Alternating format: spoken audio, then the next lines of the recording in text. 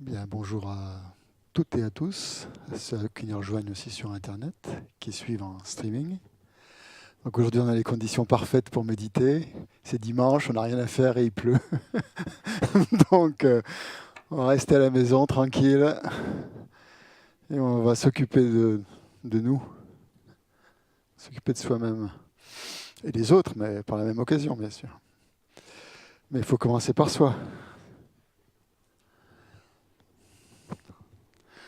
Donc hier, on a bien travaillé. On a vu les premiers types de méditation. Donc la méditation, on va l'appeler, comment on l'appelle, stabilisatrice ou contemplative, c'est-à-dire qu'on développe surtout la concentration en un point, comme on dit techniquement. On se focalise sur un point, sur un objet. L'objet, là, dans ce cas-là, ce qu'on a pris, c'était le souffle. Et hier soir, on s'est entraîné à faire des séries de petites méditations de 10 minutes, avec 7 minutes de concentration et 3 minutes de relâchement. Et on a enchaîné comme ça les différentes pratiques pour calmer l'esprit. Le but de ces méditations contemplatives ou stabilisatrices, comme son nom l'indique, c'est stabiliser, c'est calmer l'esprit pour qu'il soit stable et qu'il ne soit pas comme une espèce de bougie dans le vent qui menace de s'éteindre à n'importe quel moment et qui n'éclaire pas parce qu'elle est trop agitée. Donc le but, donc, c'est de calmer l'esprit. Et c'est pour ça il faut être très doux envers soi-même, il faut être très patient surtout. On ne peut pas calmer l'esprit par la volonté parce qu'on décide comme ça, un bon matin, de calmer l'esprit. C'est pas comme ça que ça marche. Ça demande beaucoup de pratique, ça demande de l'entraînement, ça demande de la persévérance surtout. Et c'est pas la peine non plus de faire des longues sessions, genre 1 heure, et puis voilà, ne plus en faire pendant 7 jours, et puis recommencer pendant 1 heure. Il vaut mieux faire 10 minutes tous les jours qu'une fois 7 jours. Et ça, c'est valable pour tout. Quand j'apprenais la musique, j'avais un professeur, il me disait surtout, il vaut mieux travailler tous les jours un petit peu qu'une fois par semaine. Faire une grande pratique. Il vaut mieux tous les jours s'accoutumer à ça. Puisque, comme on l'a dit hier, donc, la définition ou l'étymologie du mot gomme en tibétain, c'était s'accoutumer à, prendre l'habitude de faire quelque chose. Et ici, donc, on rajoute toujours une habitude positive, bien sûr. Dans la définition du mot gomme, c'est s'habituer à des états mentaux vertueux. Et donc, comme on l'a dit aussi hier, la méditation, ça se fait avec l'esprit. C'est l'esprit qui médite. C'est une activité de l'esprit, une activité mentale. Le corps étant là, parce que il faut bien, notre corps est toujours avec nous, il est pas complètement séparé de l'esprit. Il y a un lien interdépendant entre les deux. Et donc, on apprend à mettre le corps dans une certaine posture pour favoriser justement l'observation de l'esprit. Donc cette posture, il faut être très souple aussi avec cette posture. Il ne faut pas penser qu'il y a une seule posture et que si on n'a pas cette posture, eh ben on n'arrivera jamais à méditer. Ça, c'est complètement erroné. Il ne faut pas avoir cette attitude-là. Mais on est tous différents, on a tous des aptitudes, des capacités différentes et on n'a pas tous la même souplesse. Donc faut s'adapter avec son corps. Il ne faut pas martyriser son corps. De notre côté, puisque c'est une habitude, c'est une posture à laquelle on n'est pas forcément habitué, sauf si on fait du yoga ou si on a des origines asiatiques, que ça peut être peut-être plus facile. Mais en général, pour nous les Occidentaux, c'est assez dur. Donc il ne faut pas non plus trop se forcer. Et il y a sûrement des douleurs, au début en tout cas, qui se manifestent. Et là, ces douleurs, ça fait partie aussi de ce qui se passe dans l'esprit. Les douleurs sont ce qui fait le lien entre le corps et l'esprit. Elles se manifestent dans notre corps, mais c'est notre esprit qui les interprète. C'est notre esprit qui les perçoit par les sens, justement, par les consciences sensorielles. Et ces consciences sensorielles, elles peuvent aussi nous tromper, hein. Elles nous envoient des représentations et parfois, il ne faut pas trop les écouter. Si on a un petit peu mal, il faut essayer de tenir quand même un petit peu et de ne pas tout de suite changer de posture parce qu'on a mal au petit orteil. Ou un petit peu mal au dos. Bon, bien sûr, si on a un gros problème physique, évidemment, il ne faut pas forcer. Mais parfois, ce n'est pas le cas. C'est simplement des douleurs qui apparaissent comme ça. Et il faut un peu résister, quoi, en tout cas. Il ne faut pas tout de suite céder à la sensation qu'on nous envoie. Mais essayer plutôt de détendre cette sensation. Et plus l'esprit sera détendu, plus il sera concentré, moins on sentira cette douleur ou cette sensation. Donc là, c'était au niveau physique. Et au niveau mental, donc, j'ai insisté hier, mais nos maîtres insistent énormément là-dessus, donc dans tous les domaines, aussi bien que ce soit pour l'étude que pour la méditation.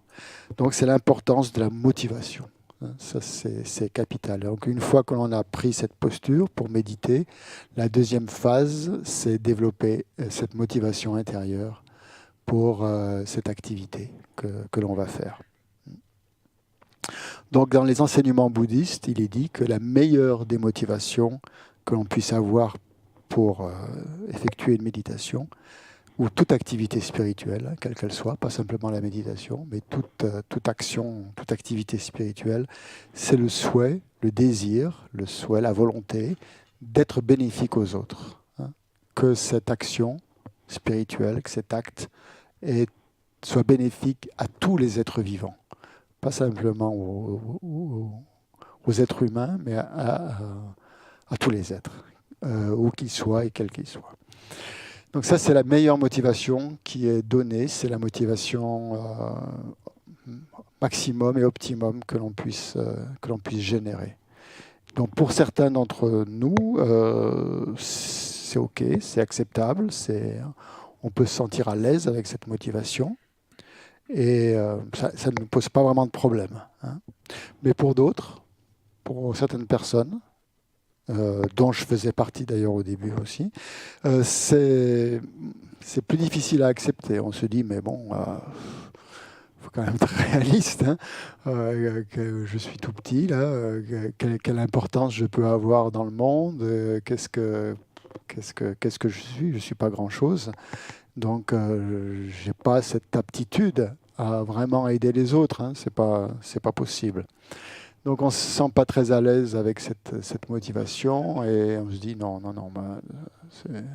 c'est pas pour moi ça. Donc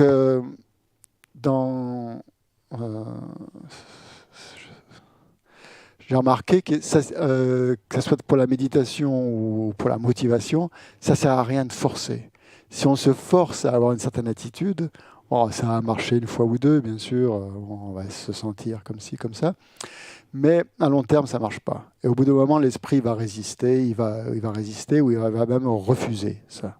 Et au lieu que ça soit bénéfique, ça sera pas du tout bénéfique ni à soi ni aux autres. Parce que notre esprit ne sera pas heureux, en fait. Il faut que... Le truc là-dedans, c'est que... Et les maîtres tibétains insistent beaucoup là-dessus, c'est que notre esprit soit heureux. C'est ça qu'on cherche quand même dans la méditation. On ne va pas se faire souffrir. Et donc, il faut mettre l'esprit dans un état positif, dans un état heureux qui lui convient. S'il est malheureux, s'il se dit, bon, il faut que j'ai une motivation positive pour le bien des êtres, et voilà, bon, ça va être très artificiel, ça va être forcé, ça va pas être naturel. Et l'esprit va résister. Il va y avoir une certaine résistance.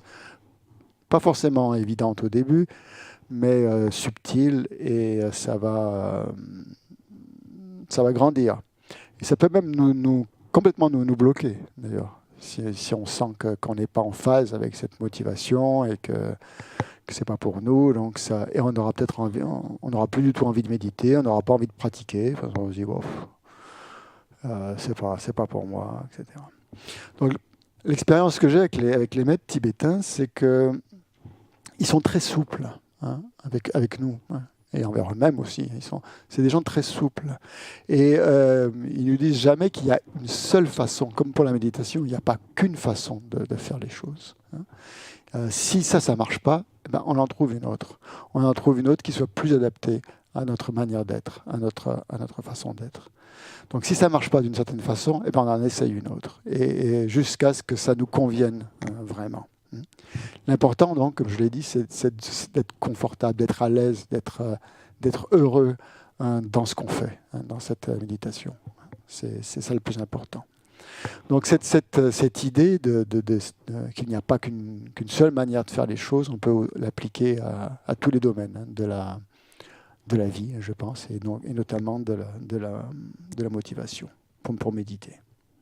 Donc il faut trouver une manière intérieure, une manière personnelle d'engendrer, de faire naître en soi, de cultiver, de produire, comme vous voulez, ce que vous voulez, une motivation positive.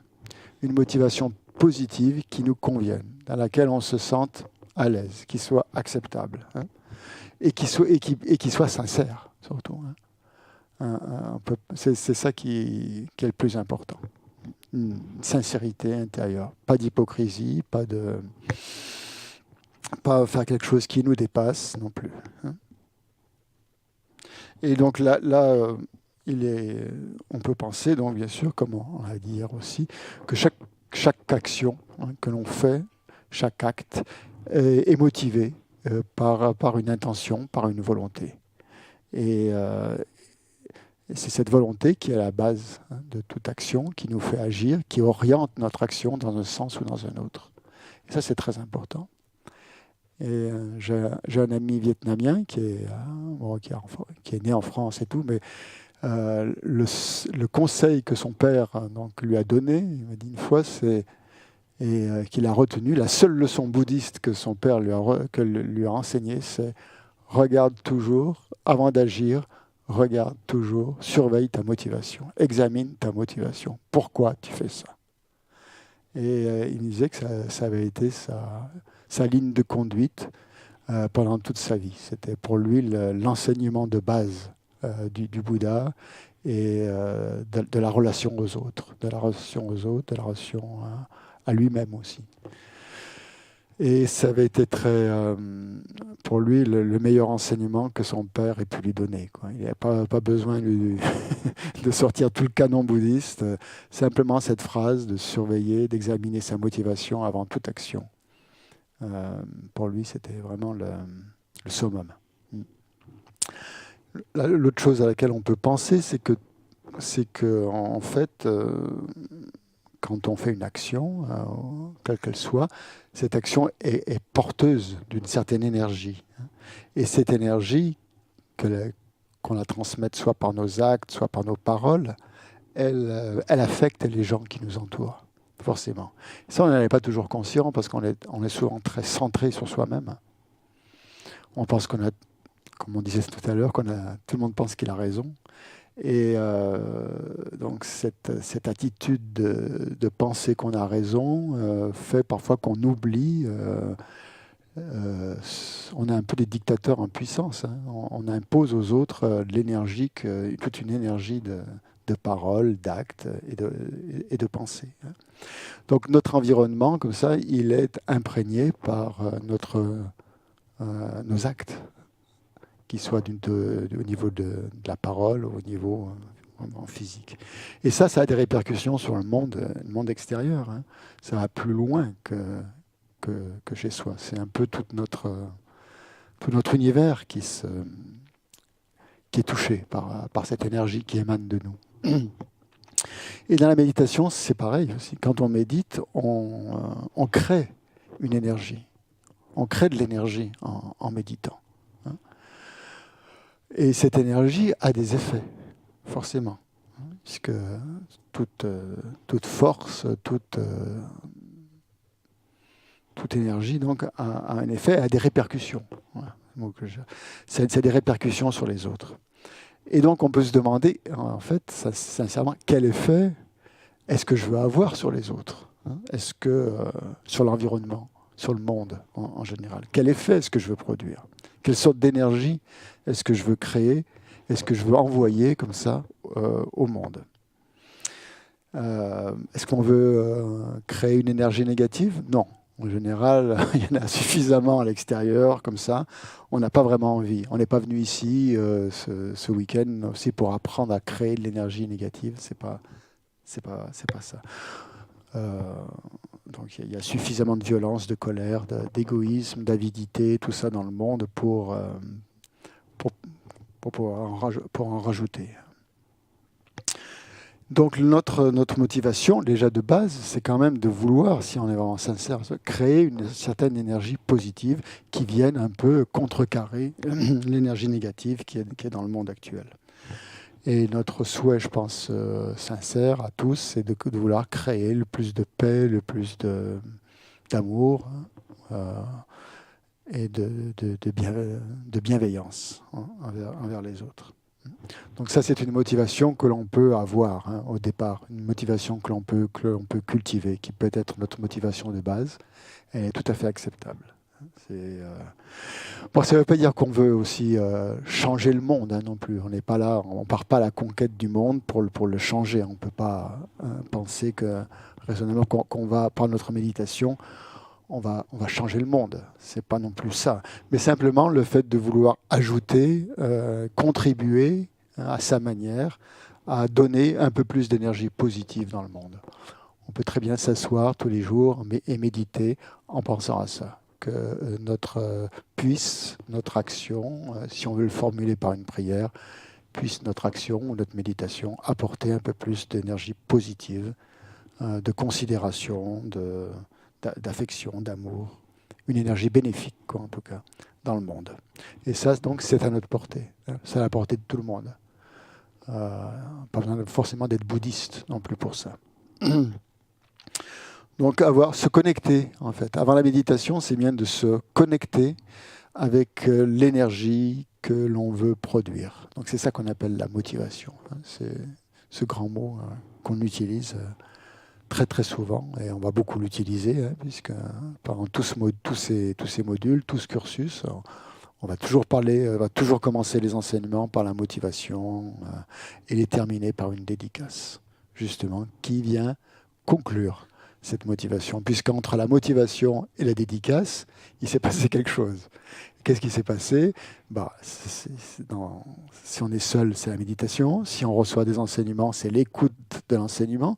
L'enseignant, lui aussi, il dédie ce qu'il a fait pendant cette action. Donc, il y a une énergie commune qui s'est créée ensemble. Et cette énergie commune, c'est quelque chose de très fort, quoi, de très puissant, de très, très porteur. On n'est pas seul dans cette histoire.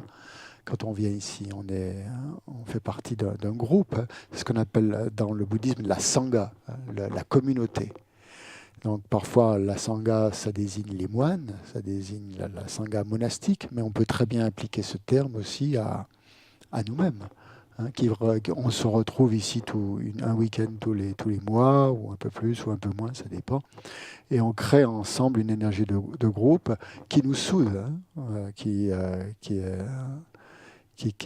crée une communauté, en fait, une communauté spirituelle, dans les deux sens du terme. Une communauté spirituelle au sens religieux, plus ou moins, et une communauté spirituelle au sens de l'esprit. On vient là un peu dans le même esprit, tous. Donc c'est ça la motivation, un petit peu. C'est se reconnecter à cet esprit de base qui est de vouloir créer une énergie positive pendant cette session.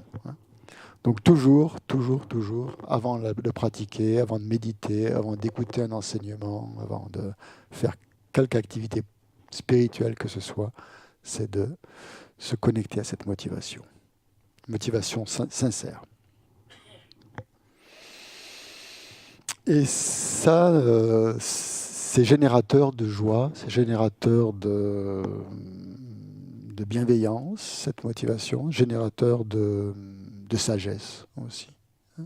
Parce que ça fait prendre du recul. Parfois dans la vie, tous les jours, on n'a pas ce recul, on fait les choses un peu en mode automatique, comme on disait hier, et on prend parfois des mauvais plis. Et là, justement, en se forçant, plus entre guillemets, c'est pas, mais en s'habituant, disons plutôt, à produire cette motivation, on crée donc un sillon positif dans lequel il sera de plus en plus facile de replacer, de resituer son esprit.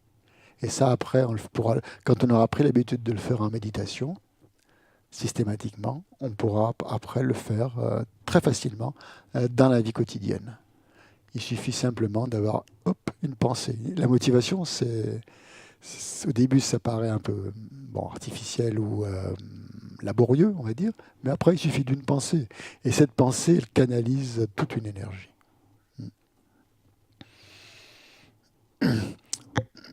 Pardon. Et si, quand à la fin, dédier toute cette activité pour les êtres en général, ça peut paraître vraiment très, très lointain, très abstrait. On n'est pas obligé. On peut déjà commencer par penser aux gens qui nous entourent, avec qui on vit. En général, on n'est pas seul.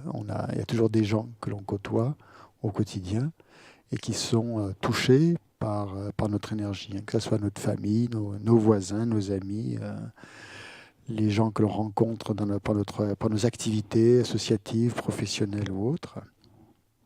Tous les gens qu'on rencontre tous les jours, quoi, en fait, finalement. Et donc on peut très bien dédier cette énergie positive à ces gens qui nous entourent. Et puis on peut l'étendre, bien sûr. Ça, c'est à vous de trouver la motivation positive qui vous convient le plus, qui vous parle le plus et avec laquelle vous êtes parfaitement à l'aise. Ce sera toujours bénéfique, de toute façon. Ça va toujours dans un sens positif et bénéfique. Ça ne sera pas forcément la meilleure motivation, la motivation meilleure qu'on recommande dans le bouddhisme, qui est celle de la bodhicitta. La bodhicitta, c'est un mot sanskrit qui veut dire bodhi, c'est l'éveil, et chitta, c'est l'esprit. Donc, esprit d'éveil, c'est-à-dire l'esprit, la pensée. Chitta, on peut dire même pensée, la pensée qui veut atteindre l'éveil, la pensée de vouloir atteindre l'éveil pour le bien de tous. Et le plus important là-dedans, bien sûr, c'est pour le bien de tous. C'est ce qu'on veut atteindre, c'est ce qu'on veut réaliser. Et pour ça, pour réaliser le bien de tous, on veut atteindre l'éveil parce que c'est l'état où on est le plus bénéfique aux êtres. Là, il n'y a aucune...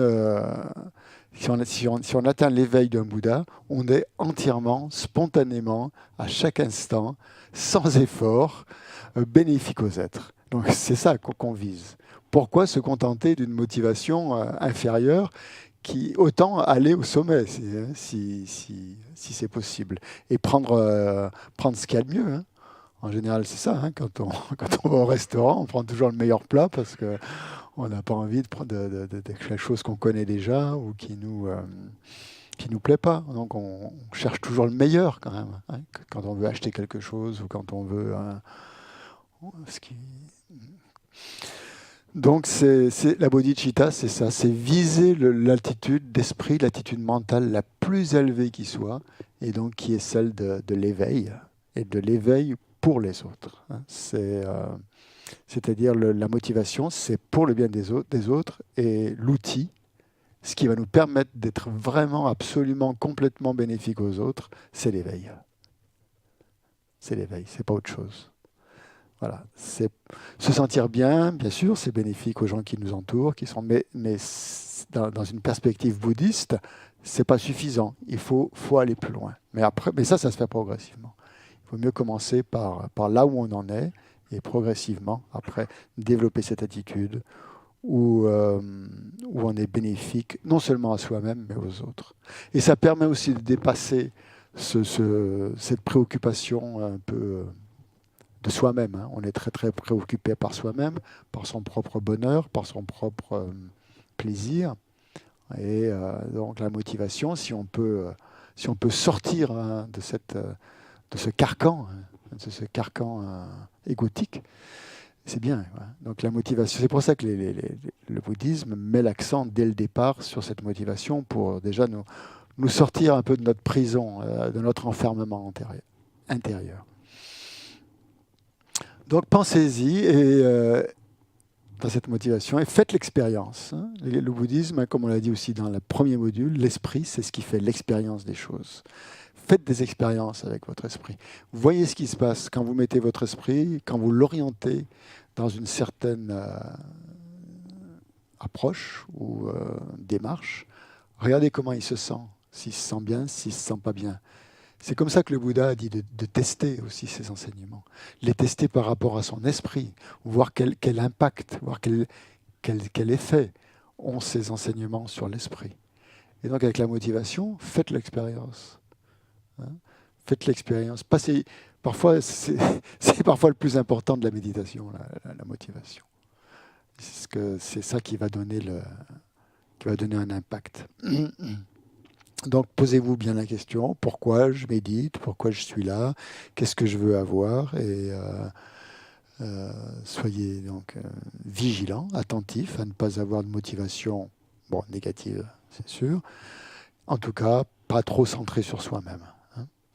Que non seulement c'est pour vous, bien sûr, il faut être honnête aussi, mais c'est aussi penser que nous ne sommes pas la seule personne qui existe au monde, qu'il y en a bien d'autres et qui ont besoin d'amour, d'affection, de tendresse et qu'on s'occupe d'eux.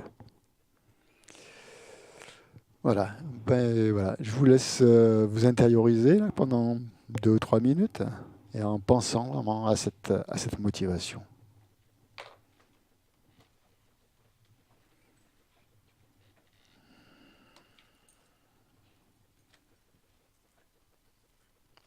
Pour vous aider, vous pouvez vous concentrer sur le souffle, parce que si ça ne vient pas forcément tout de suite, donc prenez quelques minutes pour vous centrer.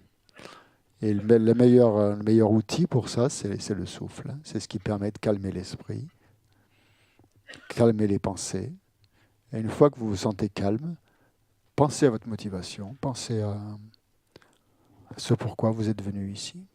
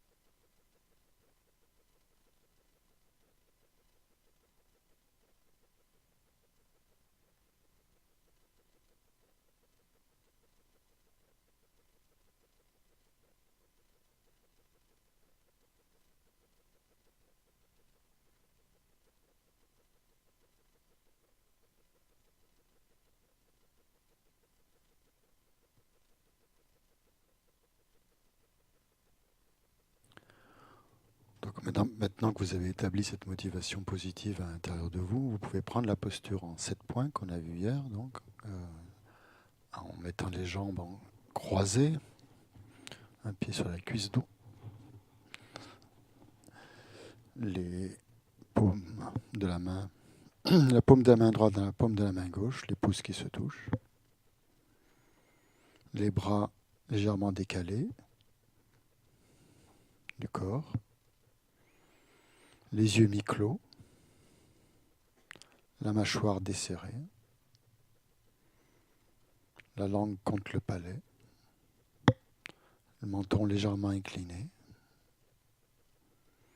les yeux qui suivent les ailes du nez en se posant au sol devant soi,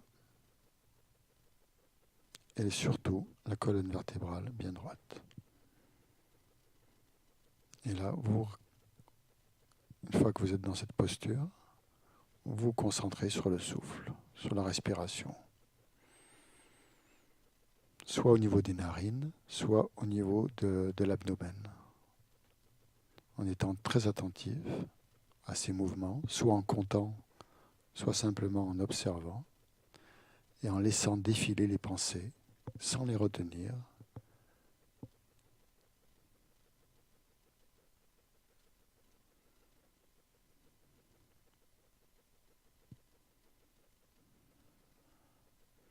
en restant très alerte, très vigilant.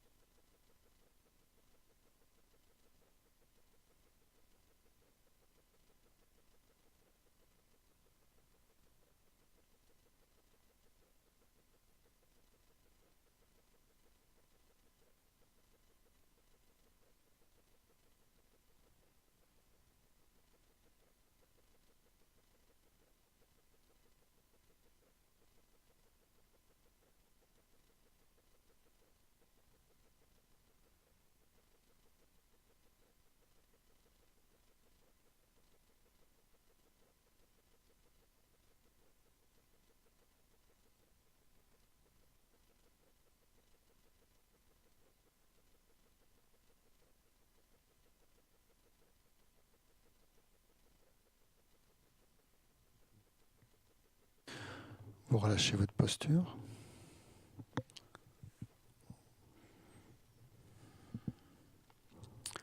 Essayez de ressentir que votre esprit est plus calme.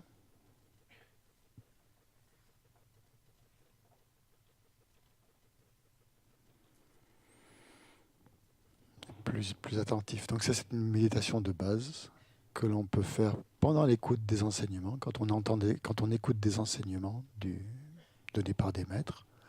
On peut se concentrer sur la respiration, qui nous met dans une attitude très réceptive, justement, des paroles qui sont dites et de tout ce qui se passe dans l'enseignement. On peut même capter plus en profondeur certaines idées, certaines pensées. Dans la tradition tibétaine, il y a de très nombreuses méditations, très nombreuses. Mais on peut toutes les ramener à deux, en fait, deux types principaux, qui sont, comme je l'ai dit, la méditation stabilisatrice, ou les méditations stabilisatrices, ou contemplatives, c'est-à-dire de type concentration, et les méditations analytiques, où on se sert de l'intellect, du raisonnement, de l'analyse, pour analyser certains thèmes du bouddhisme que l'on verra dans le prochain module. Le module 3, dans 3 semaines, je pense, c'est assez proche. Mais c'est pas grave, puisque de toute façon, c'est la méditation, donc c'est une introduction un peu à ça. Donc on verra toute la voie progressive, depuis le début jusqu'à l'éveil. Quels sont les thèmes principaux que l'on va développer pendant ces 2 ans, qu'on va être ensemble, pendant ces 14 modules, et sur lesquels il y aura bien sûr des méditations analytiques à faire sur ces thèmes. Donc je vous les présenterai la prochaine fois. Donc le deuxième groupe, c'est la méditation analytique. C'est les types généraux, on va dire, de méditation. Méditation stabilisatrice et méditation analytique.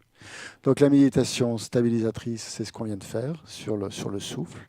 C'est développer, cultiver cette capacité qu'a notre esprit à se concentrer sur quelque chose. On a tous, à des degrés plus ou moins différents, la capacité de se concentrer sur quelque chose. Dans notre travail, dans nos loisirs, on se concentre sur quelque chose. Donc notre esprit est capable de ça. Il n'est pas habitué à se concentrer sur le souffle, mais ça peut venir très vite. Il peut se concentrer sur une seule chose. C'est pas une prouesse. C'est ce qu'on fait quand on regarde la télé, par exemple. Donc ici, on utilise, dans ce qu'on vient de faire, on prend un objet de méditation, qui est le souffle, et chaque fois que l'esprit divague, part à se promener, on le ramène sur le souffle. Et quand l'esprit divague, c'est parce qu'il est intéressé par une pensée, d'un coup qu'il traverse, il essaye de l'attraper au vol, et il se dit, c'est intéressant ça. Et voilà, il va suivre cette pensée qui a souvent aucun intérêt, parce que c'est soit relié au passé, et le passé est complètement terminé, soit c'est lié au futur, et le futur il n'est pas arrivé, il arrivera peut-être jamais. En tout cas, ce qu'on veut. Ça peut être un son qu'on entend et qui attire notre attention, et qui peut être gênant. Ça peut être quelque chose qui se passe dans notre corps, une sensation, une douleur.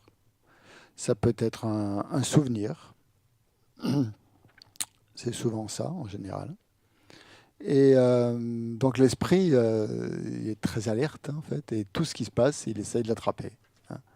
Et nous, en fait, on essaye de déjouer cette tentative et de ramener l'esprit à la respiration, sans cesse. Encore et encore, on le ramène là. Et c'est ça, c'est en ça que consiste l'exercice. Donc l'objet peut varier. Là, on prend le souffle parce que c'est le plus facile, on a dit, c'est le plus proche, c'est le plus immédiat.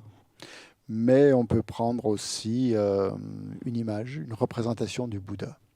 C'est ce qui est dans la tradition bouddhiste, c'est ce qui est préconisé comme méditation. Pour développer le calme mental, en tout cas, c'est d'utiliser une représentation mentale du Bouddha.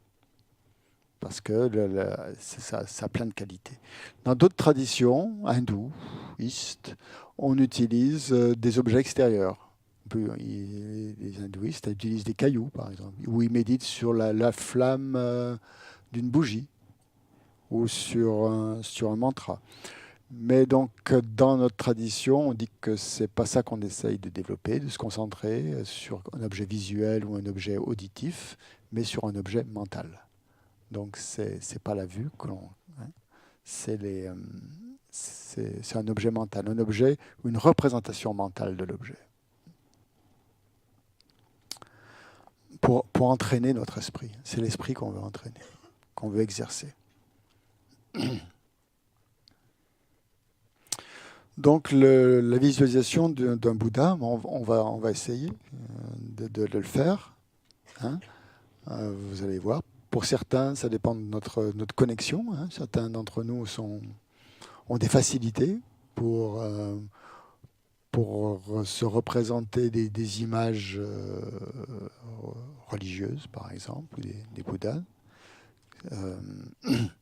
Certains d'entre nous sont plus artistes que d'autres, donc sont habitués à voir des formes, des modèles, des dessins, des images. Hein. Donc, il faut voir. Hein, et après, vous choisissez ce qui vous est le plus confortable. Si c'est la respiration, ben vous restez sur la respiration. L'important, c'est de ne pas changer. Une fois que vous avez adopté un objet, vous essayez d'entraîner l'esprit sur cet objet, quel qu'il soit. Hein.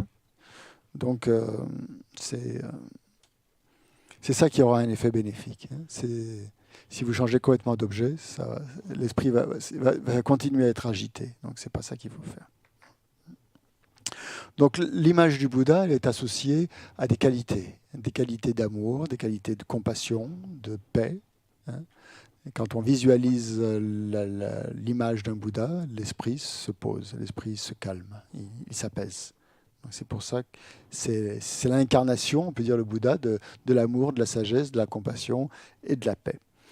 Donc c'est pour ça qu'on prend, comme on veut développer ces qualités, on associe le Bouddha à ces qualités-là. Donc on va essayer. Vous allez voir. Et si on va peut-être, je ne sais pas s'il y a une représentation du Bouddha dans le Bouddha derrière moi, ouais, derrière la statue, ouais. La statue. Donc vous pouvez voir la statue derrière. Sinon, vous pouvez acheter des cartes à la boutique. Et une chose que j'ai oublié de vous dire hier, c'est qu'en fait, toutes ces méditations que j'explique, tout ça, vous pouvez les retrouver dans un livre qui s'appelle Comment méditer de Kathleen MacDonald, qui a été traduit en français et qui est disponible à la boutique. Donc là, vous avez le canevas, même des très bonnes explications, pas seulement le canevas, mais très bonnes explications très profondes des différents types de méditation qu'on fait, analytiques ou contemplatives. Donc on va essayer le Bouddha pendant quelques minutes. Vous allez essayer de voir, faire l'expérience, voir si ça apparaît, si ça apparaît pas. Donc je vais vous guider dans cette méditation, mais après vous pouvez la faire par vous-même. Donc vous pouvez prendre la posture en 7 points, bien sûr, comme d'habitude. Vous commencez par vous concentrer sur la respiration pendant quelques secondes, une minute ou deux. Vous laissez passer les pensées. Ça, c'est la base.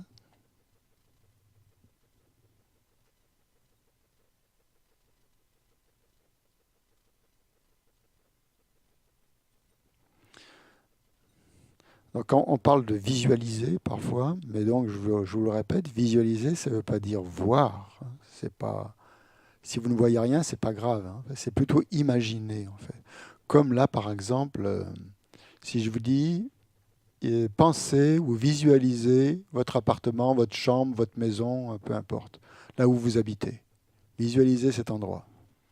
Ça apparaît immédiatement. Vous voyez tout de suite votre cuisine, votre chambre, votre salon, comment c'est fait, par où vous rentrez, la porte, la fenêtre, comment c'est fait, les meubles et tout. Il n'y a aucun problème, parce que vous avez cette habitude-là. Donc c'est ça, visualiser, ça veut dire créer une image mentale d'un objet auquel vous êtes habitué.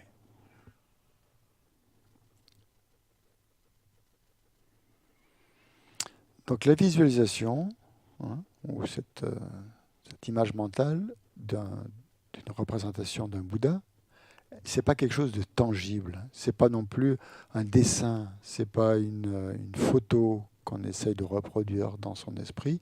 C'est quelque chose plutôt en 3 dimensions qui est fait de lumière, comme un arc-en-ciel. C'est exactement la même chose. C'est complètement transparent. C'est pas solide. Comme un arc-en-ciel qui apparaît dans le ciel et qui a aucune tangibilité. Il est très lumineux, très clair. Les lumières sont très précises. Les contours, le contour, tout est très précis. Moi, c'est comme ça qu'on doit essayer de voir le Bouddha, comme cette apparence lumineuse qui apparaît comme un arc-en-ciel dans le ciel.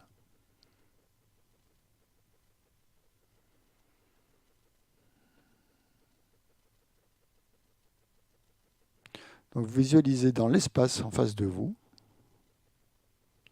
au niveau de votre front, par exemple, environ à 2 mètres de vous, maximum.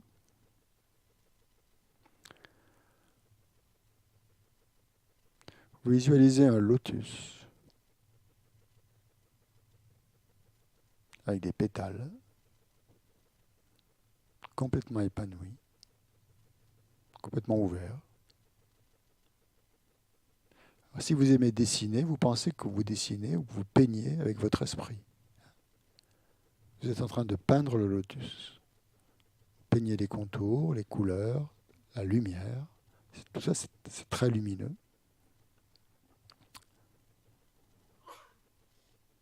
Sur ce lotus, il y a 2 coussins, mais en fait, ce sont des cercles, comme la pleine lune et le soleil. Donc vous visualisez un disque de soleil, un disque solaire et un disque lunaire, posés sur le coussin, qui ont exactement la forme, la même circonférence que le coussin, que le lotus. Très brillants, très lumineux, ils sont ronds, plats, et faits de lumière. Et sur ce lotus, sur ce soleil et cette lune, ou plutôt d'abord la lune et après le soleil, est assis le Bouddha. Il a les jambes croisées dans la posture du lotus, ou du Vajra.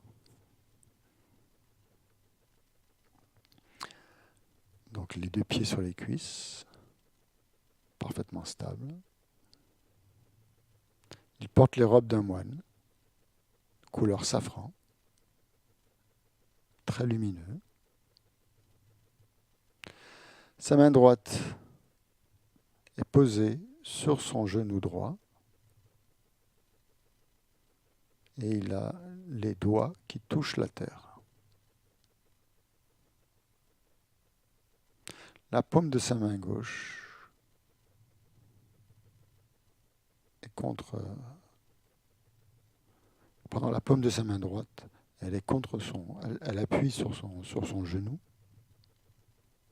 et ses doigts sont tendus.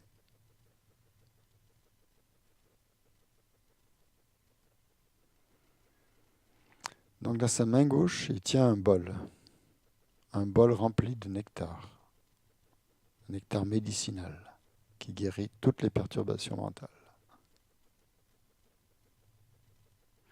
Donc sa main gauche repose sur son giron, dans la posture de méditation, et sur la paume est posé un bol.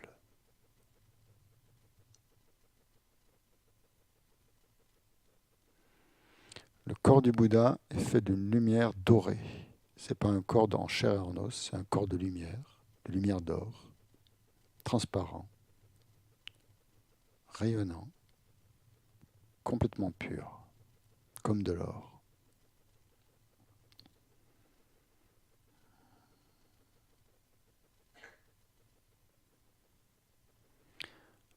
Le visage du Bouddha est souriant, très beau. Il a un regard compatissant. très doux, qui est dirigé vers vous, et en même temps vers tous les êtres.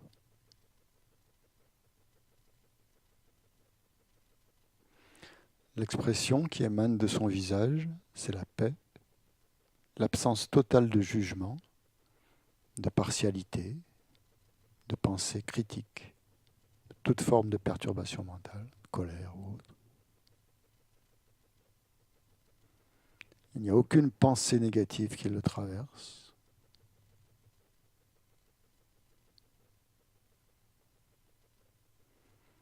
Il vous accepte tel que vous êtes, avec un amour pur, inconditionnel.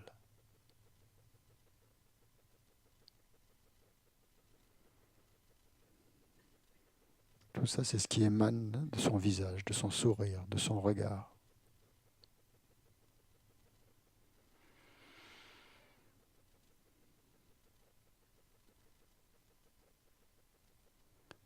Ses cheveux donc, sont de couleur bleu foncé, presque noir.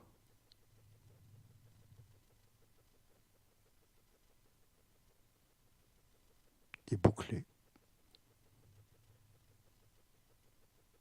Et au sommet de sa tête, il y a une protubérance crânienne, ce qu'on appelle l'ushnisha, ou une protubérance, comme une bosse, qui est le symbole de l'éveil.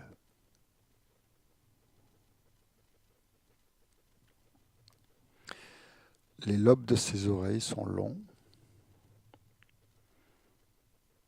Ses lèvres sont rouges, qui symbolisent sa compassion.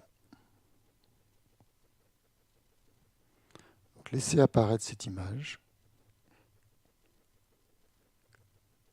Et ne vous en faites pas, si vous n'arrivez pas à visualiser tous les détails, ce n'est pas ça qui compte. Ce qui compte, c'est plutôt de sentir cette présence lumineuse en face de vous.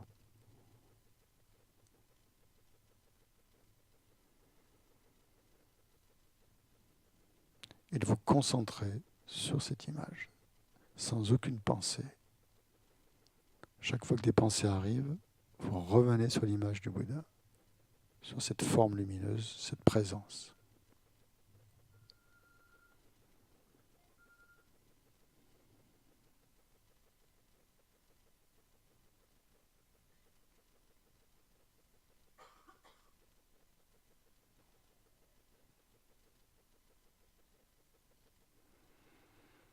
Vous pouvez ressentir aussi ces qualités d'amour, de compassion qui rayonnent vers vous.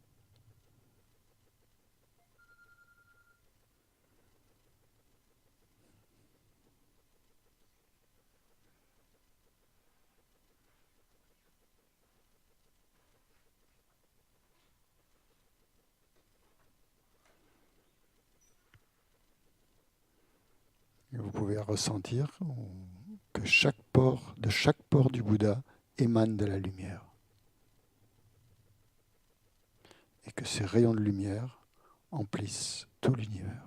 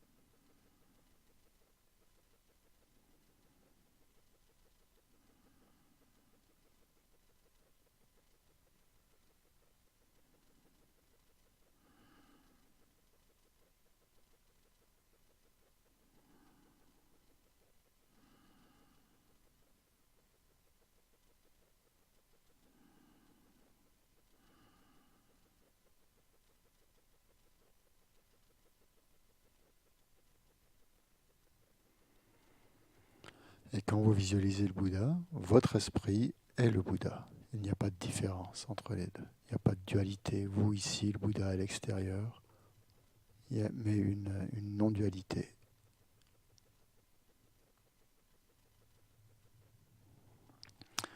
Ensuite, vous desserrez votre posture et vous revenez. Vous ouvrez les yeux, s'ils étaient fermés. Vous ressentez le lieu dans lequel vous êtes. Voilà. Et on fait une pause. On va offrir le café au Bouddha.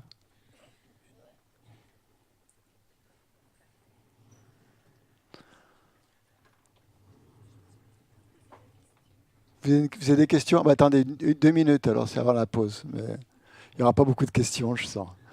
Alors, oui? Ah, Pascal, s'il te plaît. Merci. Oui, j'ai beaucoup de mal dans cette méditation. Et c'est vrai qu'avant, je pensais qu'il fallait voir le Bouddha comme si c'était une photo. Non. Donc ça m'aide beaucoup de ne pas faire ça. Mais là, finalement, j'ai eu l'idée de mettre le Bouddha dans un triangle. Ouais. Et ça m'a énormément aidé. Un triangle comment? Et bien justement, un triangle lumineux. Et après, je voyais le corps du Bouddha dedans et ses qualités. D'accord. Et c'est vrai que je suis contente parce que c'est un début. Très bien. Après, vous enlèverez le triangle et ça ira très bien. On verra. Pas le mettre en cage. Hein. Oui. Micro, s'il te plaît. Oui, oui, bien sûr, j'ai compris. Merci. C'est juste une question sur la posture au niveau des yeux. Ah, pour la visualisation ouais. Nicolas, il nous avait parlé du fait qu'on pouvait les fermer éventuellement. Du coup, ça fait un moment que je médite les yeux fermés. Ouais, pour ça, vous pouvez les fermer, comme vous voulez. Mais ouverts, alors, ils sont comment exactement, en fait Pas complètement. Ça dépend de vous. Plus la direction. Toujours vers le bas. Hein. Vaut mieux diriger quand même le regard vers le sol. Hein. Vous suivez le nez comme ça, hein, les ailes du nez de chaque côté, et vous inclinez votre regard un peu vers le bas. Hein. D'accord. Après, c'est à vous, comme c'est confortable, hein, c'est à vous de tester. C'est plus facile pour certains les yeux fermés, d'autres le regard baissé, d'autres vont arriver comme ça à avoir le Bouddha en face d'eux et faire abstraction de tout le reste. Bon, ça dépend des capacités de chacun. C'est possible. Puisque c'est mental, hein, de toute façon, c'est pas avec les yeux, donc peu importe qu'ils soient ouverts, qu'ils soient fermés, moi je trouve que c'est plus facile les yeux fermés pour ce genre de méditation, puisque mais après c'est à chacun de voir. Bon, allez, c'est bon? Allez, tout à l'heure. Un petit quart d'heure, jusqu'à 25.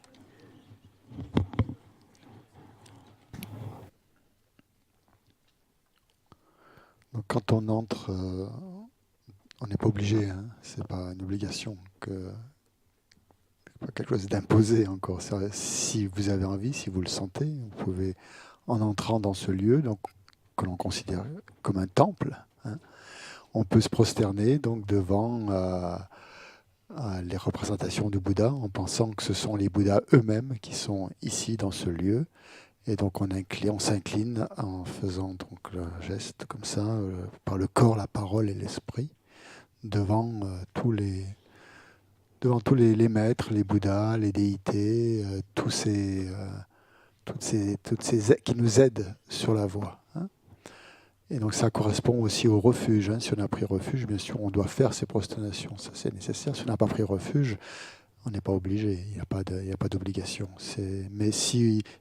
Parce qu'une personne m'a dit, je me sens bizarre de rentrer dans le temple comme ça, de passer de l'extérieur à l'intérieur sans témoigner quelque chose comme un hommage ou comme faire une transition en tout cas. Donc on peut faire ça. Mais c'est à vous si vous le sentez. Hein, c'est pas, voilà. Et même si vous êtes nombreux, non.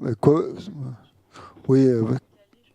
Oui, vous savez, J'ai vu des rassemblements où il y a des centaines de milliers de Tibétains et au moment de se prosterner, ils se prosternent tous. Et, ils trouvent toujours un espace. On arrive à alterner celui qui se prosterne et celui qui est debout. Enfin bon, on trouve toujours un petit carré pour poser son front par terre. Les quatre, les deux mains, le genou et le front. Ça fait 5 appuis comme ça. Avec les mains, oui. On joint les mains. De joindre les mains, c'est la signification de la prière. C'est le signe de la prière que, au niveau des trois, du corps, de la parole et de l'esprit. On en reparlera de toute cette symbolique. Ça viendra en temps et lieu. Et donc, quand tout à l'heure, on a médité sur le Bouddha, Shakyamuni, qui est le Bouddha historique, dans sa forme de moine. Et donc, quand on médite sur le Bouddha Shakyamuni, donc on pense, ou même si on ne pense pas d'ailleurs, le simple fait de créer cette connexion avec le Bouddha Shakyamuni fait que l'on est en contact avec ses qualités d'amour, de compassion, de bienveillance, de sagesse. Donc, du fait que vous concentrez votre esprit sur cette image, il y a un impact déjà. Donc, ça c'est la méditation, donc on a appelé la méditation stabilisatrice. Et là, dans l'enseignement bouddhiste, il y a toutes sortes d'instructions qui sont données pour progresser sur cette voie en différentes étapes. Il y a en gros 9 étapes sur lesquelles on peut... vous lirez ça, je crois que c'est dans les lectures que vous avez. Je crois que c'est assez bien expliqué, on en parle assez bien.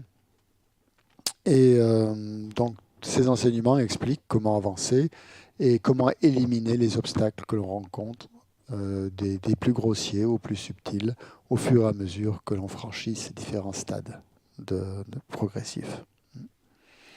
Et bien sûr, donc, ces méditations apportent beaucoup de bien-être, sont très bienfaisantes au niveau de l'esprit et du corps, amènent une certaine souplesse physique et mentale, et au fur et à mesure qu'on les pratique. Et notre esprit, bien sûr, devient de plus en plus concentré et de plus en plus malléable, de plus en plus flexible. On arrive à mieux le contrôler. Il ne part plus dans tous les sens. On arrive à le diriger de mieux en mieux sur un objet de concentration, l'objet de concentration de son choix. Et bien sûr, ça peut avoir un impact très important dans son travail ou dans sa relation avec autrui. Surveiller ses actes, surveiller ses paroles, surveiller son esprit, surveiller ses pensées, être attentif à tout ça.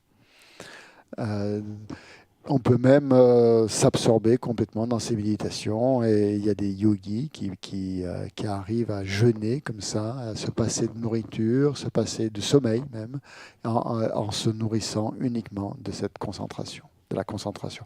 Mais pendant une période de temps assez longue. Mais ça, c'est un niveau extrêmement avancé, et c'est pas ce qu'on recherche forcément au début. C'est pas le but qui est recherché, mais ça peut se produire. Donc la concentration dans ce cursus de pratique, la concentration n'est pas un but en soi. On ne médite pas simplement pour avoir une super concentration. C'est pas un but un but en soi, un objectif que l'on veut atteindre et s'arrêter là. En fait, c'est simplement, on pourrait dire, un outil. La concentration est un outil pour aller plus loin encore, pour que notre esprit soit capable de se concentrer et qu'on puisse vraiment l'utiliser pour aller plus loin dans notre parcours spirituel, dans le développement spirituel. C'est sûr que c'est très important d'avoir concentré l'esprit, mais c'est pas une fin en soi. C'est pas parce que vous aurez l'esprit concentré que vous serez éveillé, que vous aurez atteint l'éveil. C'est pas, faut pas. Même si vous atteignez le niveau le plus élevé de la concentration mentale et vous restez pendant 1 mois sans manger ou sans boire et sans, c'est pas ça qui fera de vous un Bouddha. C'est pas ça. Ça, c'est simplement des outils, c'est simplement des choses, des pouvoirs, ou des facultés, des capacités qui se révèlent en pratiquant. Mais ce n'est pas ça qu'on cherche.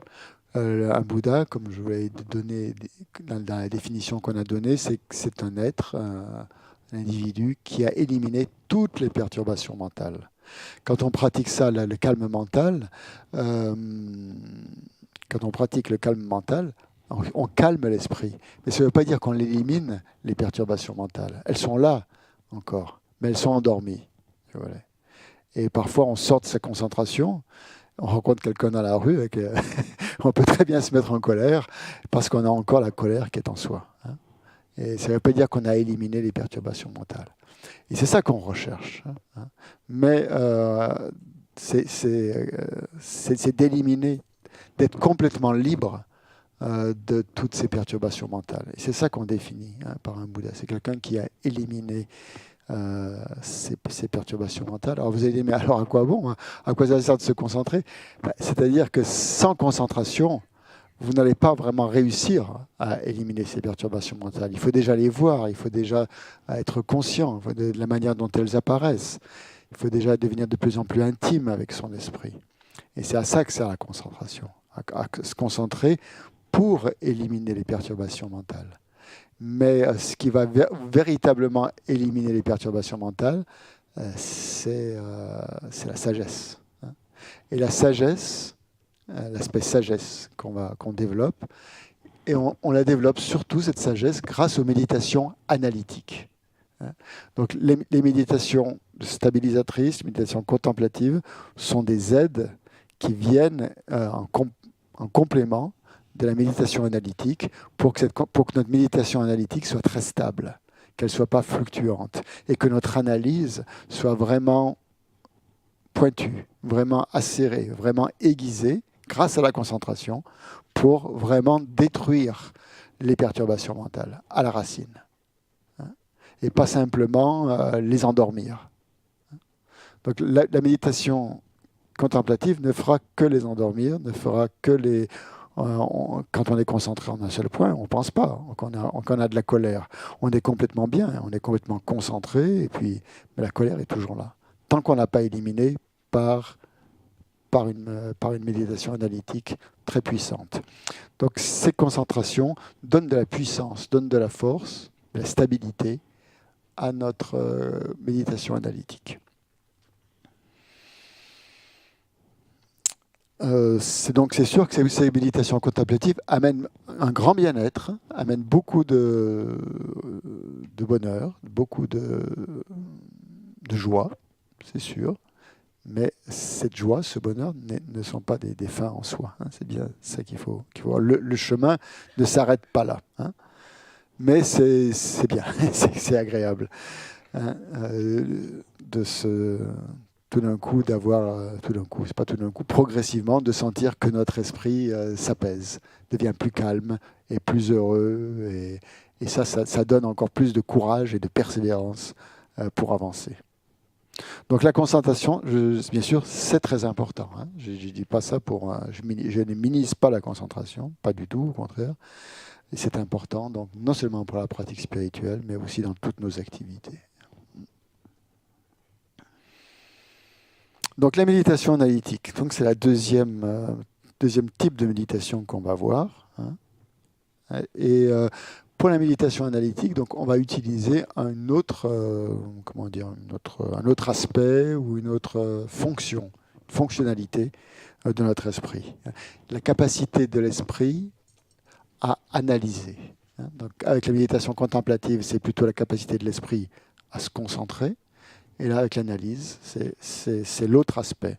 Donc l'aspect plus, on va dire, intellectuel, mais ce n'est pas que l'intellect qui joue là, parce que la concentration va aider aussi dans ce domaine-là.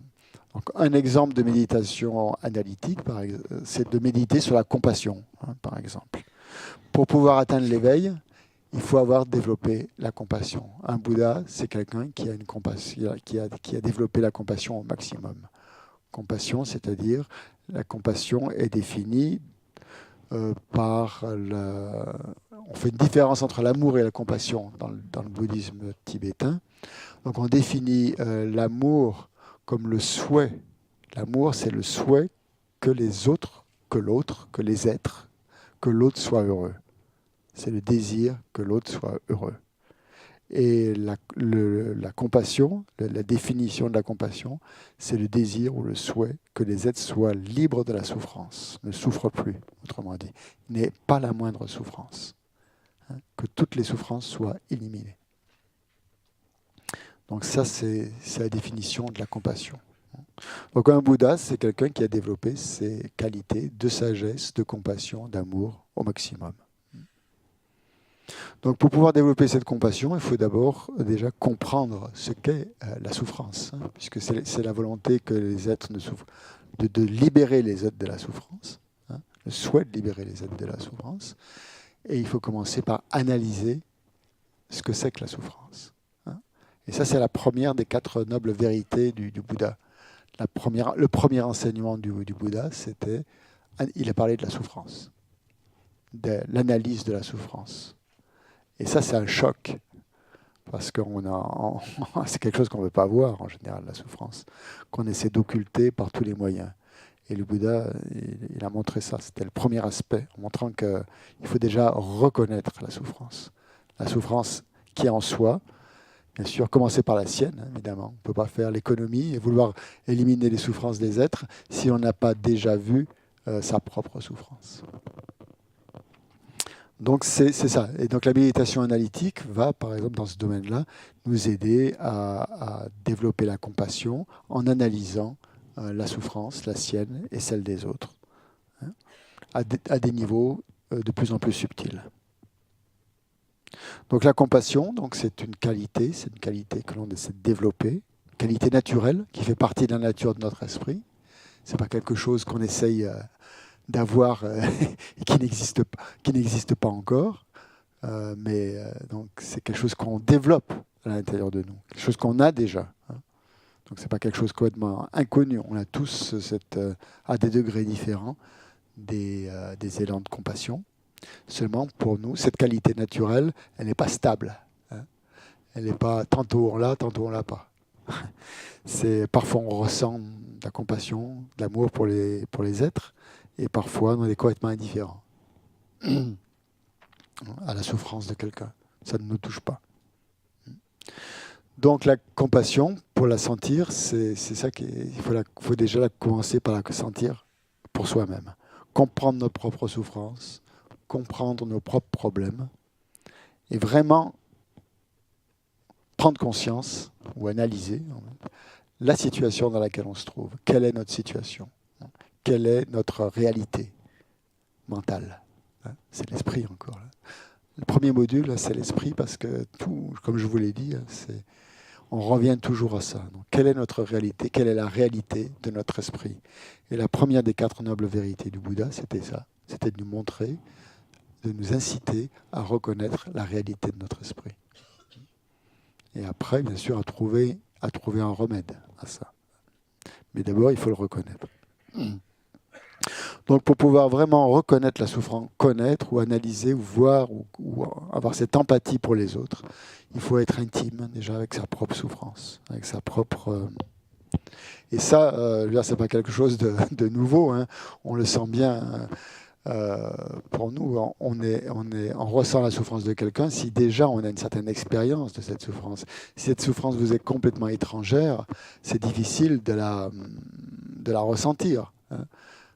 Pour prendre un exemple, je ne sais pas moi, quelqu'un par exemple qui a pris des drogues, qui sait ce que c'est que l'addiction à l'alcool ou à la drogue ou à autre chose, il aura beaucoup plus d'empathie pour quelqu'un qui est en train de souffrir de ce problème-là. Et il va tout de suite voir, parce que lui-même est passé, lui ou elle, est passé par cette expérience d'addiction, de dépendance, et s'en est sorti. Donc quand il voit quelqu'un qui est qui est en train de vivre ce problème-là, automatiquement, l'empathie, la compassion surgit naturellement. Et c'est la même démarche. Hein. Donc le fait d'avoir l'expérience, d'avoir une connaissance personnelle de la souffrance, fait ou de la reconnaître déjà en soi, fait que l'on va être beaucoup plus attentif et plus enclin à aider les autres. Et ça, c'est valable pour tous les problèmes que l'on peut rencontrer. Hein. Pareil pour la dépression, si on a été déprimé, si on a connu des états dépressifs duquel on est sorti. Hein, eh bien, quand on voit quelqu'un qui est dans la dépression, tout de suite, il y a un élan du cœur qui fait qu'on a envie d'intervenir parce qu'on comprend cette souffrance. Et donc ça, c'est la qualité de l'esprit. Donc on utilise ici la capacité d'analyser d'analyser quelque chose, un thème, pour pouvoir analyser son expérience aussi, pour pouvoir aider les autres. Donc dans une méditation analytique, hein, par exemple sur la compassion, on essaie de se mettre à la place de l'autre, hein, de se mettre dans la place de quelqu'un qui est en train de souffrir d'un problème que l'on a connu, que l'on connaît, que l'on voit, que l'on ressent, et d'essayer de vraiment comprendre profondément ce par quoi cette personne est en train de passer, hein, quelle est son expérience. Et on peut à ce moment-là ressentir vraiment la compassion, c'est le souhait, comme je l'ai dit, que l'autre soit débarrassé de cette souffrance. Si on n'a pas connu cette souffrance, si pour nous elle est complètement étrangère, on va pas la comprendre chez l'autre et on n'aura pas le souhait que l'autre n'en souffre pas. On n'aura pas ce sentiment de tristesse, par exemple, en voyant la souffrance de l'autre. Ça ne veut pas dire qu'il faut se mortifier complètement, mais simplement, c'est une méditation analytique où on passe par l'analyse de son propre esprit pour pouvoir ressentir la souffrance de l'autre. Et là, bien sûr, il y a, si on est trop collé, si on est trop égotique, bien sûr, il peut y avoir manipulation, il peut y avoir des tas de choses. Mais là, justement, le fait de méditer, la méditation amène à une empathie qui est vraiment dotée de sagesse. C'est ça qui est important. C'est pas simplement le cœur qui veut fusionner avec l'autre et on se laisse engouffrer dans je sais pas quoi, dans des sentiments qui peuvent être très dangereux, et l'autre peut nous emmener très, très, très, très profondément dans des états. C'est pour ça que s'il n'y a pas la sagesse de la méditation analytique, ça peut être très dangereux. Donc, ce qu'on cultive avec cette méditation, c'est d'abord, on part d'une expérience que l'on connaît, mais on développe cette sagesse grâce à l'analyse. Et là, la visualisation, on se sert aussi de la visualisation dans la méditation analytique. La visualisation aide justement à intervenir sur l'autre et à prendre de l'écart, à prendre de la distance par rapport à ça, à pas être complètement englouti dans la situation, mais créer une zone où on peut intervenir, parce que sinon on ne peut pas. Si on est complètement happé par la personne qui souffre, on peut rien faire. Donc le fait de méditer, d'avoir cette visualisation, permet d'intervenir et nous donne un outil pour être efficace. Et ça devient très puissant. La visualisation, c'est quelque chose de très, très, très puissant. On peut visualiser donc des gens, des animaux qui souffrent, qui sont dans la souffrance des gens, et avec cette compassion dans le cœur que l'on ressent profondément, on visualise que l'on intervient par des rayons de lumière, par exemple par la lumière. On dit que les Bouddhas, comment ils soulagent les êtres, c'est uniquement par la lumière.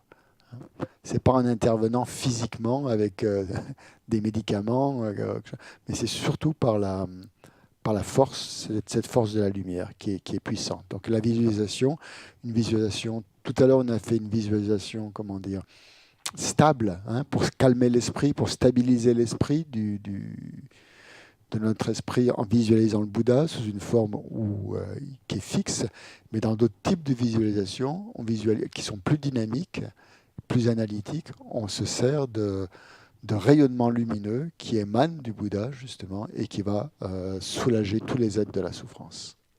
Hein, sans se focaliser sur un individu particulier, par exemple, avec lequel on a une relation, ou peut-être de l'attachement, ou de la colère, j'en sais rien. Donc là, c'est justement quelque chose d'universel.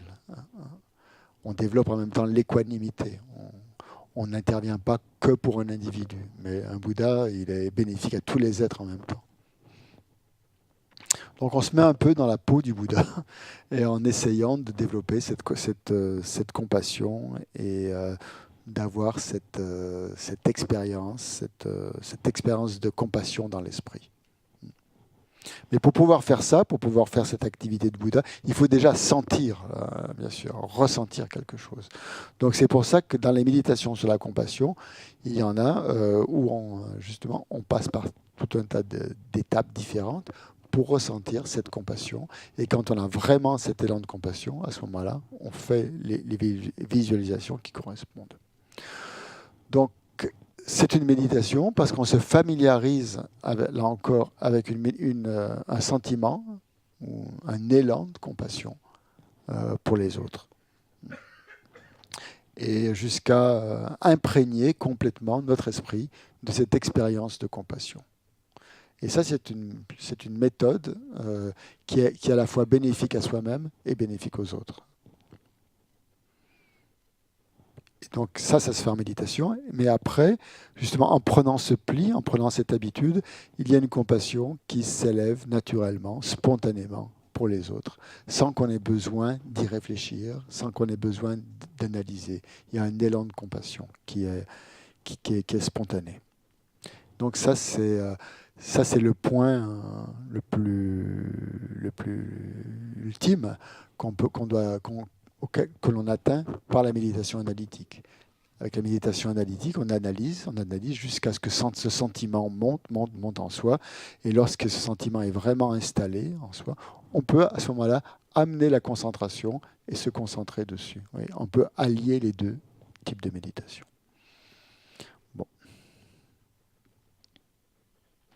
Donc cette méditation analytique va avoir, en développant la compassion, on va éliminer des aspects négatifs de notre esprit, hein, comme la colère, par exemple. C'est sûr qu'au moment où on est en colère, on ne peut pas avoir de la compassion, on ne peut pas avoir de l'amour pour quelqu'un, puisqu'on ne peut pas avoir deux états d'esprit en même temps. C'est soit de l'amour, soit de la haine. Mais on ne peut pas avoir les deux. C'est quand on est en colère, en général, au moment où on est en colère, on ne peut pas ressentir de l'amour. Mais une fois ce moment de colère passé, on peut très bien se concentrer sur une méditation analytique qui va calmer la colère. Donc la colère, c'est un très bon sujet de méditation analytique, justement, parce qu'on connaît tous cet état, on a tous des moments de colère. Et donc la première méditation analytique, qui est une sorte de réflexion, c'est d'analyser donc les effets pervers, les effets néfastes de la colère, hein, pour l'éliminer. Le but donc de ces méditations analytiques, c'est d'éliminer les perturbations mentales. Hein, d'accord ? Et de cultiver des états positifs, hein, qui étaient, comme je l'ai dit hier, donc la définition de la méditation. Hein, c'est développer le positif et éliminer ou réduire le négatif. Donc dès qu'on voit qu'on a des états d'esprit, des états mentaux négatifs, eh bien, on les analyse. On les analyse pendant la méditation.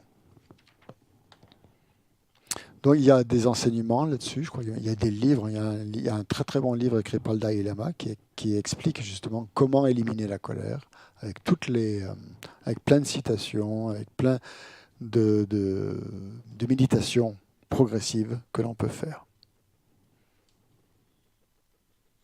Donc dans cette méditation analytique, par exemple sur la colère, qu'est-ce qu'on fait quand on sent qu'on s'est mis en colère, quand on est calme, quand on s'est plusieurs heures après, parfois, ou parfois quelques minutes après, quand on a un peu d'espace, on essaie de réfléchir à ce qui s'est passé. On analyse la situation en voyant qu'est-ce qui est néfaste dans cette colère. Pourquoi on s'est mis en colère et comment on peut essayer de ne plus se mettre en colère ou de moins se mettre en colère. Et ça, il suffit parfois d'analyser les choses sous un autre angle. La colère, en général, c'est quelque chose de... Là encore, c'est quelque chose de très concentré, en fait, la colère. Parce que quand on est en colère, on voit qu'un aspect de la situation, on voit un aspect des choses, et on est complètement concentré sur cet aspect-là, et on ne voit pas le reste. Le reste est complètement occulté.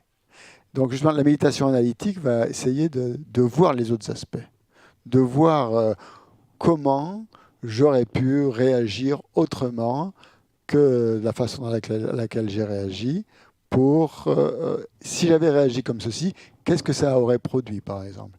Si au lieu de réagir au quart de tour, en prononçant des paroles agressives, j'avais essayé de voir vraiment quel était le problème de cette personne, pourquoi elle a été intervenue comme ça, pourquoi elle m'a dit ci, On essaye de voir d'autres aspects de cette interaction qu'on a eue avec une personne avec laquelle on s'est mis en colère.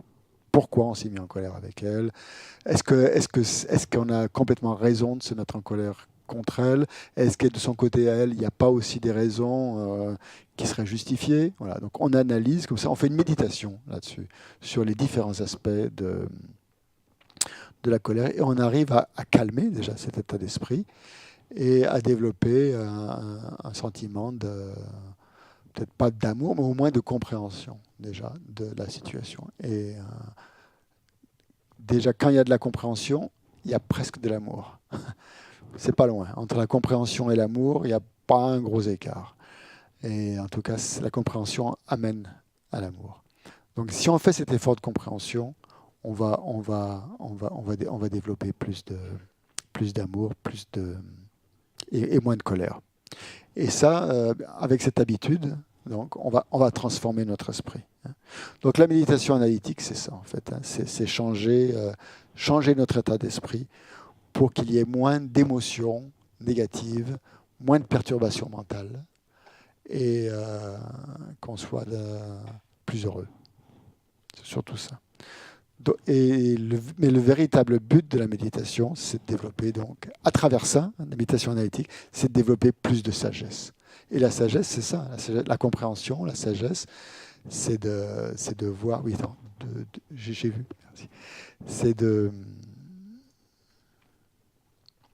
comprendre, en fait, ce qui se passe en soi, de comprendre les autres, d'avoir une vue juste de la réalité, et pas simplement un seul point de vue qui vient de notre ego, parce que notre ego est touché par certains types de comportements. Donc, pourquoi méditation analytique? Pourquoi sagesse? Parce qu'on essaye de voir la réalité, de voir correctement les choses. Et là, la concentration va nous aider, bien sûr. Au lieu de se concentrer, puisque notre esprit, on a déjà appris à se concentrer sur un point, on va déplacer ce point, on va essayer de voir un autre aspect. Et notre esprit est plus souple, donc on peut le voir plus facilement. Oui, question. Voilà, c'est facile. Oui, oui, j'ai une petite question. Oui. Disons que avant, comme j'avais un souci d'alcool, je sentais pas la colère du tout en moi. C'était un peu inhibé, si vous voulez. Et là, depuis quelques semaines, pour un oui ou un non, je suis c'est le sentiment de colère, c'est pas forcément s'énerver, tout ça. C'est être en colère. Le sentiment déjà d'être pas content, voilà. Et qu'est-ce qu'on peut faire face à ça? Combien de temps ça peut durer encore, etc. C'est ça ma question. Puisqu'on parlait de colère, je profite pour poser cette question. Ouais, c'est bien. Merci. Bien, combien de temps ça peut durer? Ça, c'est individuel. Ça, c'est suivant les efforts que l'on fait. Déjà, la première chose à faire, c'est de prendre conscience de cette colère. Donc, c'est ce que tu es en train de faire, et ça, c'est déjà formidable, de vouloir l'éliminer. Et la deuxième chose à faire, c'est de voir les effets négatifs de la colère sur soi et sur les autres. Et d'essayer de ne pas la justifier. Essayer de ne pas l'accepter, de ne pas dire « Ah, j'ai raison, me mettre en colère, c'est l'autre qui a tort, c'est moi qui ai raison, c'est ça. Mais de voir que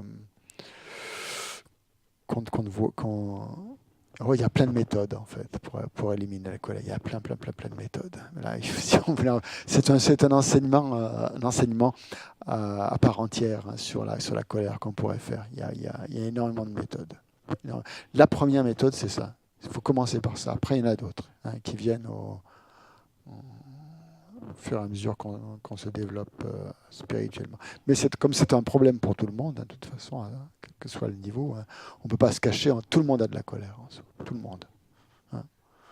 On a ça en nous. Hein, pourquoi ? Parce que ces émotions perturbatrices, elles sont fondées sur une vision incorrecte de la réalité. Et sur ce qu'on appelle l'ignorance. Hein, on avait terminé la dernière fois là-dessus. On avait vu l'attachement et la colère et le fond sous-jacent de ces perturbations mentales, c'est l'ignorance. Et ce qu'on vise, bien sûr, dans la méditation analytique, en développant la sagesse, en voyant ces perturbations mentales, c'est d'aller au cœur hein, des perturbations mentales. Ce n'est pas simplement d'éliminer la perturbation mentale elle-même. Ça, c'est une antidote, c'est un remède, c'est sûr. Mais le remède fondamental, c'est de détruire l'ignorance qui est à la base de la colère. Et l'ignorance, c'est lié à la perception d'un je, d'un moi, d'un grand moi qui est un surhomme, hein, qui est une personne extrêmement... et ça, c'est une vision complètement erronée. La vision que l'on a de soi-même, dans le bouddhisme, on essaie de le but hein, pour devenir Bouddha, c'est d'avoir la compassion et aussi d'avoir la sagesse qui a éliminé l'ego, la croyance en tout cas, entre un super-ego, un individu qui existe à part entière, qui existe intrinsèquement en lui-même. Donc la colère, elle est fondée, hein, elle est basée là-dessus. Donc, si tu veux vraiment aller à la source de la colère, c'est sur l'ignorance qu'il faut taper. Et pas sur l'autre.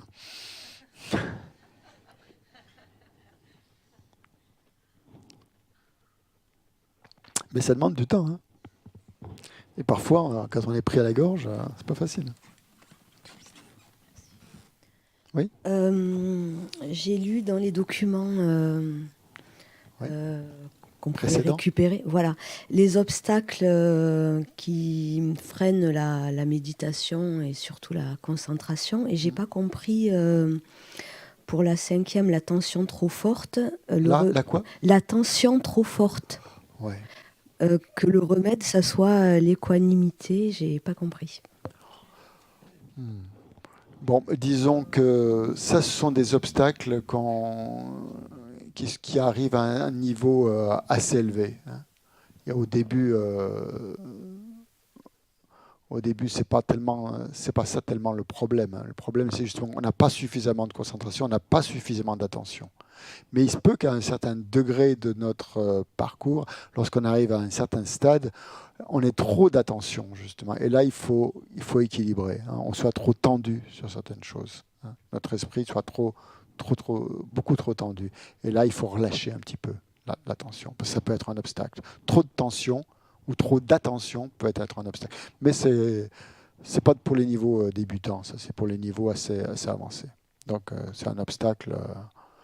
L'obstacle en général que l'on a au début, c'est le relâchement et l'agitation. Ce sont les deux obstacles que l'on a eu. Après. Ce sont des obstacles au moment de la méditation et pas pour se mettre à la méditation. Non, ça, c'est dans la méditation de concentration. Oui. Là, on parle de la méditation analytique. On n'est pas là, même sujet. Oui. Je ne sais pas si j'ai bien compris, mais je crois que vous proposez un travail d'introspection pour quand on analyse la colère. Ça correspond à un travail d'introspection. Ouais. Et je vois pas, je perçois pas comment on peut passer de ce travail d'introspection. C'est vrai que le risque, c'est que ça renforce entre guillemets notre moi, notre perception en tout cas des événements qu'on a vécus et qui nous ont provoqué la colère. On va analyser le pourquoi, le comment. comment je passe à la sagesse, de l'introspection à la sagesse, il y a un pas que je... C'est ça la sagesse. C'est ça la sagesse. Ouais. C'est le début. Bon. Non, ça fait partie de la sagesse. C'est Ça en un fait élément. partie, mais c'est pas la L'introspection, oui, c'est utiliser son intelligence quand même pour pouvoir comprendre la situation. Et on développe de plus en plus de sagesse comme ça, grâce à l'introspection. C'est ça. C'est ça, la sagesse. C'est pas la sagesse ultime qui réalise la nature ultime des phénomènes encore. Mais ce discernement-là s'inscrit dans la sagesse, fait partie de la sagesse, au sens bouddhiste. Hein. Quand on parle de sagesse, ce discernement analytique des perturbations mentales, par exemple, entre dans l'aspect sagesse. Oui, tout à fait, oui.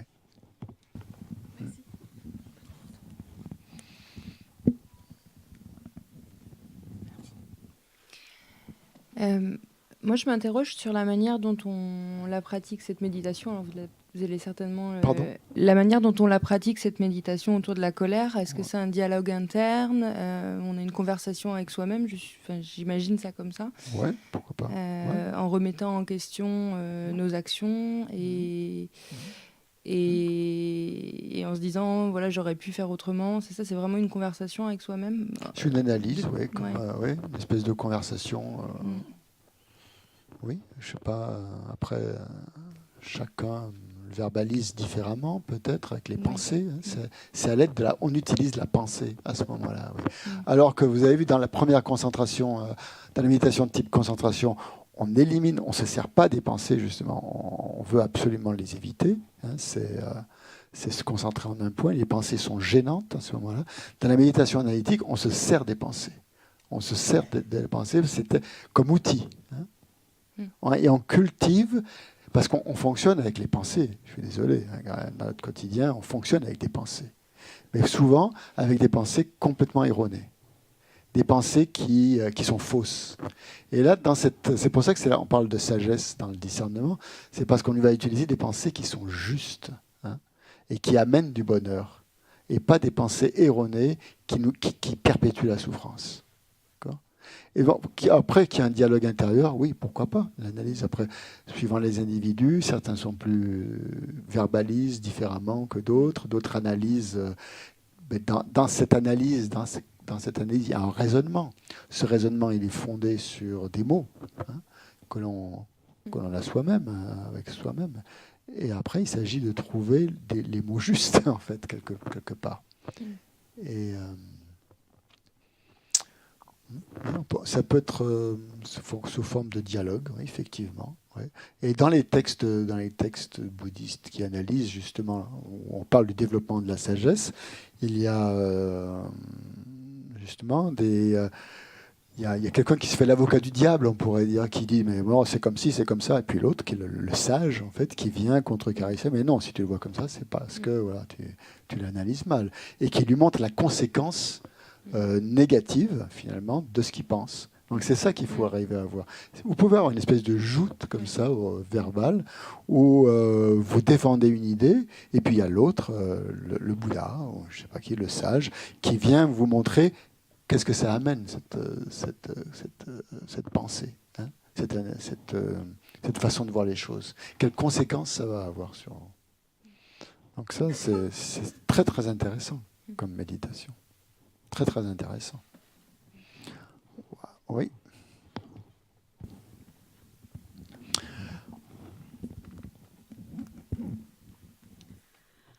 Tu nous as dit que le passé, c'est le passé, qu'il ne faut jamais ressasser le passé. Dans la méditation, contemplative. Mais si tu analyses ta colère, est-ce que tu ne penses pas que ça risque d'entretenir un peu ta culpabilité, justement, parce que tu t'es mis en colère, parce que ton chien il a fait pipi quelque part, tu vas t'énerver, tu vois. Alors, bon, tout à l'heure, quand j'ai dit par ça c'est le passé, c'était dans une méditation contemplative, stabilisatrice sur la concentration. Là, on est dans un autre type de méditation ou c'est une méditation analytique, où on utilise les pensées, où on analyse la situation qui a eu lieu, et on essaye d'installer dans notre esprit une forme de comportement différente, qui ne soit pas en mode automatique de la réaction en chaîne que l'on a, action-réaction que l'on a d'habitude, où quelqu'un nous fait agit comme ça, automatiquement on réagit. On se sert de situation passée qu'on vient de vivre pour essayer de la vivre d'une autre manière, avec plus de distance, plus de sagesse, plus de discernement, en essayant de la voir autrement. La culpabilité, et c'est justement, ça détruit la culpabilité, parce qu'on fait, la culpabilité, c'est quand on ressasse quelque chose et qu'on se sent complètement impuissant, et qu'on est là à se mortifier, à se dire ah là, je suis nul, j'arriverai. Là, au contraire, vous êtes pas dans la culpabilité parce que vous cherchez une solution. Vous êtes en train de chercher un moyen de résoudre cette situation. Alors, un échec en définitive, c'est une victoire parce qu'on a... Un échec, pardon. Oui. C'est-à-dire tu te mets en colère, c'est un échec, tu n'es pas content, mais en définitive, ça t'aide à progresser. Ouais, on peut voir que ça comme ça. Ça ne veut pas dire qu'il faut l'entretenir. Non. Ouais, si vous voulez. Vous pouvez utiliser ces événements comme des outils, ouais. Bien sûr. Ouais. Bien sûr, ouais. C'est très bien. Ouais. Et là, il n'y a pas de culpabilité. Là. La culpabilité, c'est pas ça. Hein. C'est pas un sentiment. C'est un sentiment d'impuissance, la culpabilité. D'impuissance. Là, au contraire, il y a une volonté d'agir.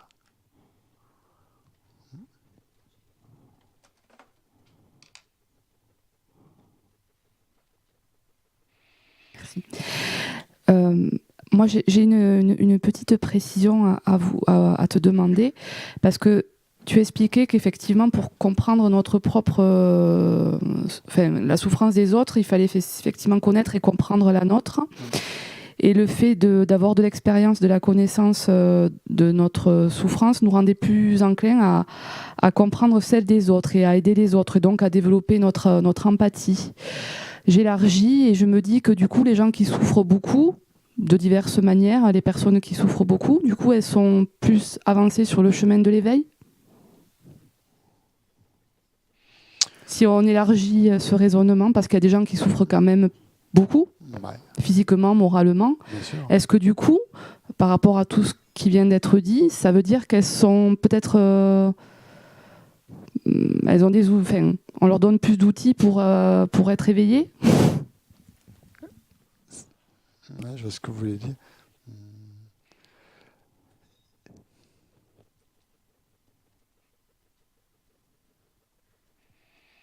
C'est très intéressant comme question, parce qu'en fait, on peut... comme je vous l'ai dit, l'enseignement du Bouddha, c'était vraiment de voir sa souffrance, mais pas au point d'en être submergé, d'être submergé par sa propre souffrance, où on souffre tellement qu'on ne peut rien faire, quoi, qu'on est complètement annihilé. Et là, il faut être dans une situation où il y a... La meilleure situation, c'est d'avoir de la souffrance, c'est sûr, de voir sa souffrance, mais de ne pas en avoir trop non plus. Parce que si vous en avez trop, vous ne pouvez pas avancer. Vous êtes complètement bloqué. Il y a trop de souffrance. C'est pour ça qu'on dit que dans la description des mondes du bouddhisme tibétain, du samsara, il y a 6 mondes. Et le monde humain, c'est le meilleur des mondes pour pouvoir avancer spirituellement. Parce qu'on a de la souffrance, il y en a. Mais il n'y a pas que ça. On a aussi beaucoup de plaisir, on a aussi beaucoup de bonheur. Et on peut équilibrer. Et grâce à ce bonheur, on peut en vouloir de plus en plus. Et on peut vouloir éliminer la souffrance grâce à ça. Donc le but du chemin, c'est d'éliminer la souffrance. Mais si on en a trop, on est complètement happé par cette souffrance. Et après, bien sûr, ça peut être un outil, bien sûr, mais après, c'est délicat. Le tout, l'essentiel étant de vraiment prendre conscience de cette souffrance et de la dépasser. Si on en a beaucoup, si cette souffrance est très intense, ça sera difficile, elle sera peut-être plus difficile à dépasser. Et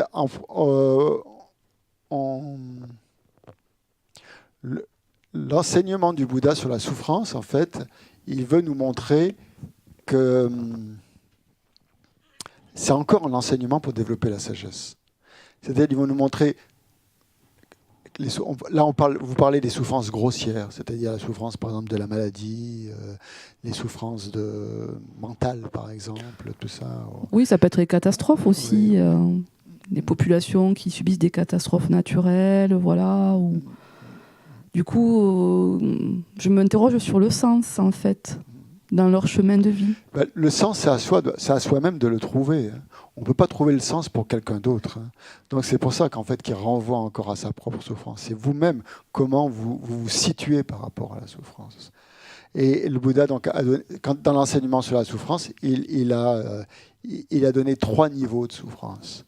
Donc le niveau de souffrance grossière, la douleur, on a mal physiquement ou mentalement.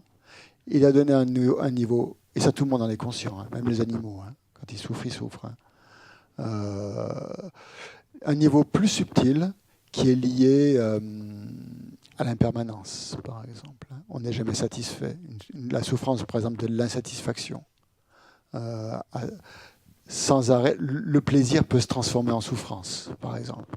Quelque chose qui vous procure un grand plaisir peut devenir souffrance. C'est déjà plus subtil à voir. C'est-à-dire, parce que si vous êtes très attaché à la nourriture, par exemple, et vous allez manger, ça va vous procurer un bonheur. Mais si vous mangez un peu trop, vous allez avoir une souffrance digestive, par exemple. Donc ce plaisir que vous procure une activité peut devenir souffrance. Ça, c'est déjà plus subtil à voir, parce que ça demande une certaine analyse. Et le 3e niveau de la souffrance, que le Bouddha a montré, c'était qu'en fait, du fait de notre naissance dans le samsara, à cause du karma, mais ça on l'étudiera un peu plus tard, mais c'est déjà une première empreinte, à cause de nos perturbations mentales, on a un corps humain, on a une conscience, on a des agrégats, ce qu'on appelle les 5 agrégats, qui sont souffrance. C'est-à-dire que cette souffrance, elle est complètement... on est enveloppé de souffrance. Et donc le but de la libération, quand on parle de la libération dans le bouddhisme, c'est de se libérer de ces 3 formes de souffrance. Voilà. Donc bien sûr, c'est un très très vaste sujet, la souffrance. Et on aura un module là-dessus. on aura tout un module là-dessus. Et c'est indispensable. C'est indispensable.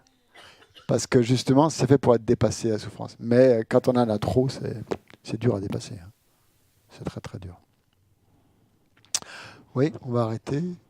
Dernière question ? Allez. Oui, non, je voulais juste rajouter une petite idée. Oui. C'est que, par rapport à ce que disait la personne, c'est que la souffrance, ça dépend aussi comment elle est interprétée. Moi, je crois que elle peut être interprétée et cristalliser l'ego et renforcer l'ignorance autour de l'ego parce qu'elle crée une espèce de paranoïa. Pourquoi moi ? Comment ça se fait qu'à moi et pas les autres ? Donc, elle peut avoir l'effet exactement inverse dans le chemin de l'éveil. Ça dépend complètement. Si on reste bloqué là-dessus.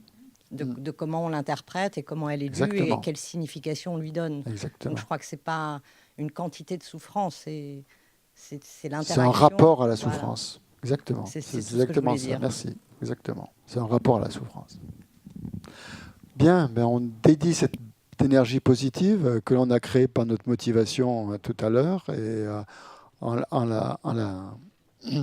la dédiant donc justement à ce qu'on veut atteindre, à ce qu'on veut réaliser. Que ce soit l'éveil parfait d'un Bouddha, que ce soit la libération de la souffrance, ou que ce soit un état de bien-être que l'on espère avoir pour soi-même et pour les autres.